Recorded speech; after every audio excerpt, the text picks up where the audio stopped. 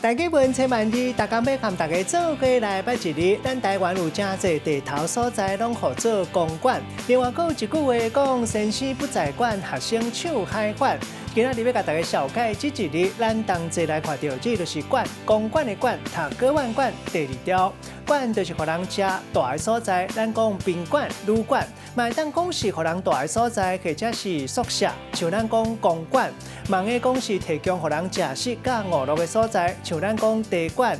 嘛，个讲是某一款功能的场所，像咱讲医生馆。带大家做伙来小解这两个词。头一个读做旅馆，嘛人读做旅馆，也就是旅社、客栈。有的地头讲是番仔间，若是规模较大，咱一般讲是饭店。第二个词读做会馆，意思是集会所。咱用一句话来举例，甲这两个词合做伙。